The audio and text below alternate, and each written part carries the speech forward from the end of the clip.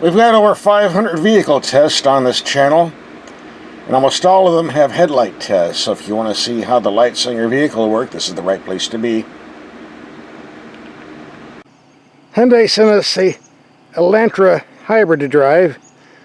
We already did a full 1-week road test and posted that video on YouTube. In this video we're doing headlight test, night drive only. We'll have a link for the full road test in this video so you're not missing anything. Skinny little things, aren't they? Now let's take it out in the dark and see what happens. It's dark enough, let's check out these lights, and I'm getting an awful lot of fuzziness on my camera here. Like I'm out in a fog or something. It's kind of weird. Haven't seen this before. Looks okay in person though. It has something to do with these lights here emitting a weird glow. I'm not an engineer, I can't explain it. So let's continue. And here are the rears. Won't have any problem seeing these.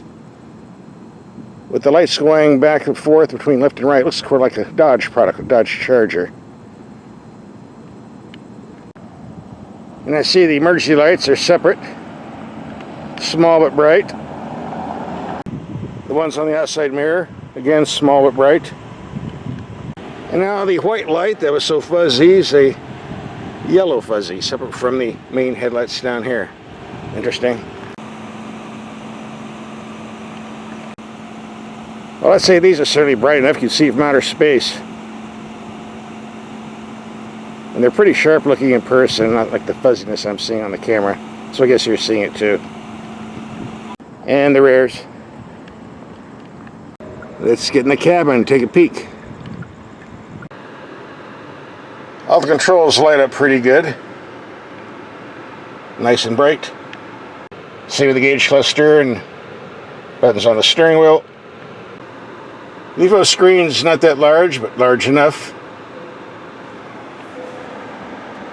My, the rain today must have put some dirt on the outside lens. Got a little fuzziness on there too. But I can see far, far away, that's what counts. We're here for the headlights, so let's do it. Got a wall 33 yards away, 100 feet, got the brights on. Very strong in the middle, but doesn't seem to spread out much on the sides. Go to low beam.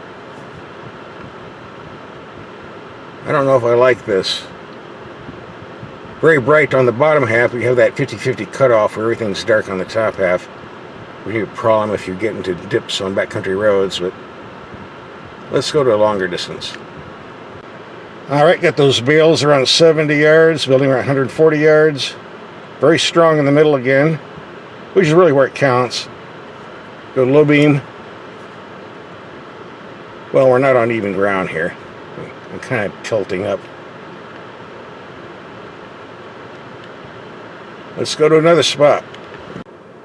Now we're on level ground, 400 feet distance. Takes around 170 feet to stop a car at freeway speed, so if you have your brights on, not a problem. You won't be overdriving the headlights.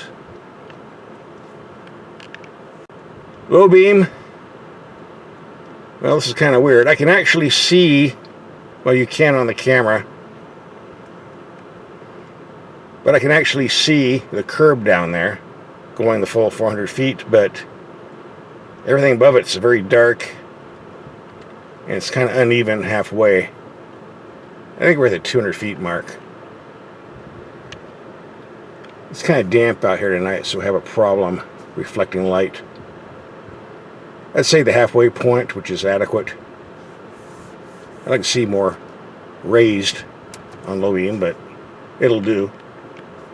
Trust me, I've seen far, far worse. Unfortunately, especially in the Japanese cars for some reason. If you watch my videos, I cannot stand, I hate auto-dimming mirrors. If they don't have a disconnect switch, I don't want to drive in city traffic with blacked out glass. And apparently this doesn't have an off switch. Sometimes you can deprogram them in the info screen settings, but I can't find anything in the owner's manual. You can disconnect it by putting a piece of tape over the sensor hole though. We're stuck with this at the time. An ideal killer, just kind of annoying. And some people are not bothered by auto dimming mirrors, so you probably don't care. My rear wheels are on a speed bump, and you see the cutoff here is about average, around 40 feet.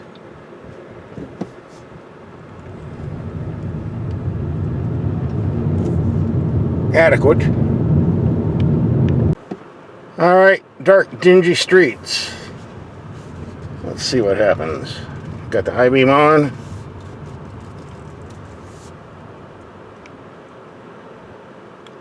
Reaching out so that when hitting alley cats or stray dogs, go low beam. Adequate for the speed we're doing.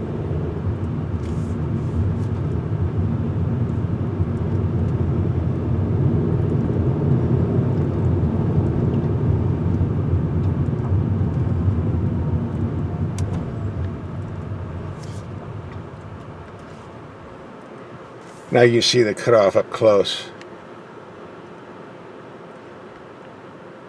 I'd like to see a bit more light above the line, but a lot of the LEDs, it's just the way it is. And you see the narrow spot.